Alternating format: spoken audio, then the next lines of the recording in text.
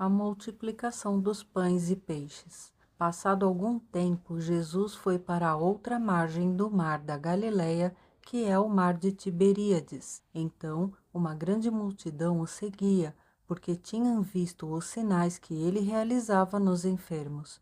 E Jesus subiu ao monte e sentou-se ali com seus discípulos. Ora, a Páscoa, uma festa dos judeus, estava próxima. Jesus ergueu os olhos e, vendo uma grande multidão que vinha em sua direção, disse a Filipe: Onde compraremos pães para lhes dar a comer?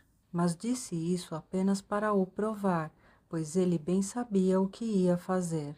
Filipe lhe respondeu: 200 denários não seriam suficientes para que cada um recebesse um pequeno pedaço de pão. Um de seus discípulos, André, irmão de Simão Pedro, disse a Jesus: Há aqui um rapaz com 5 pães de cevada e 2 peixes pequenos, mas de que servem no meio de tanta gente? Então Jesus disse: Fazei que o povo se assente, pois havia muita grama naquele lugar. Assim assentaram-se os homens em número de quase 5.000. Jesus pegou os pães e, tendo dado graças, repartiu-os entre os discípulos e para os que estavam assentados, e da mesma maneira se fez com os peixes, tanto quanto desejaram. E quando estavam fartos, disse Jesus aos seus discípulos: Recolhei os pedaços que sobraram para que nada se perca. Assim sendo, eles os juntaram e encheram 12 cestos com os pedaços dos 5 pães de cevada deixados por aqueles que haviam comido. Então, vendo aqueles homens o sinal que Jesus havia realizado, disseram: Este é verdadeiramente o profeta que devia vir ao mundo. Jesus caminha sobre o mar. Percebendo então Jesus que estavam prestes a vir e levá-lo à força para o proclamarem rei, retirou-se novamente sozinho para o monte. Ao anoitecer, seus discípulos desceram para o mar, entraram num barco e passaram para o outro lado, rumo a Cafarnaum. Já estava escuro e Jesus ainda não havia chegado até eles. O mar agitava-se devido ao forte vento que soprava. Quando eles haviam remado uns 25 a 30 estádios, viram Jesus aproximando-se do barco, andando sobre o mar, e ficaram amedrontados. Mas ele tranquilizou-os, dizendo: Sou eu, não temais. Então eles, de boa vontade, o receberam no barco e imediatamente chegaram à praia a qual se dirigiam. Jesus é o pão do céu.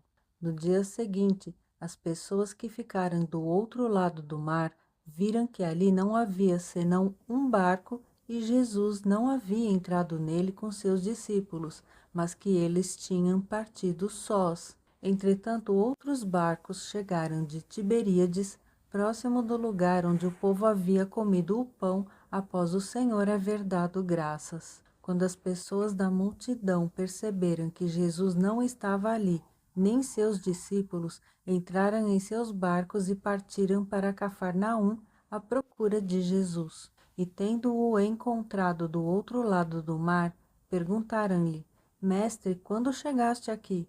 Jesus respondeu a eles assim: em verdade vos afirmo, vós me buscais não porque vistes os sinais, mas porque comestes os pães e vos fartastes. Trabalhai não pelo alimento que se perde, mas pela comida que permanece para a vida eterna, alimento que o Filho do Homem vos dará, pois Deus, o Pai, colocou o seu selo sobre ele. Então eles questionaram a Jesus: O que faremos para realizar as obras de Deus? Jesus lhes asseverou: A obra de Deus é esta, que creiais naquele que por ele foi enviado. Por esse motivo o desafiaram: Que sinal poderás realizar para que o vejamos e creiamos em ti? Que obra farás? Nossos pais comeram o maná no deserto, como está escrito: Ele lhes deu a comer pão do céu. Respondeu-lhes então Jesus: em verdade vos asseguro, não foi Moisés quem vos deu o pão do céu, mas é meu Pai quem vos dá o verdadeiro pão do céu, pois o pão de Deus é o que desce do céu e dá vida ao mundo. Então eles pediram a Jesus: Senhor, dá-nos sempre desse pão. Diante disso, Jesus ministrou-lhes: Eu sou o pão da vida. Aquele que vem a mim jamais terá fome, e aquele que crê em mim jamais terá sede. Todavia, como eu vos disse, embora me tenhais visto, ainda não credes. Todo aquele que o Pai me der, esse virá a mim, e o que vem a mim de maneira alguma o excluirei. Pois eu desci do céu não para fazer a minha própria vontade, mas a vontade daquele que me enviou. E esta é a vontade do Pai, o qual me enviou, que eu não perca nenhum de todos os que ele me deu, mas que eu os ressuscite no último dia. De fato, esta é a vontade daquele que me enviou, que todo aquele que vir o Filho e nele crer tenha a vida eterna, e eu o ressuscitarei no último dia.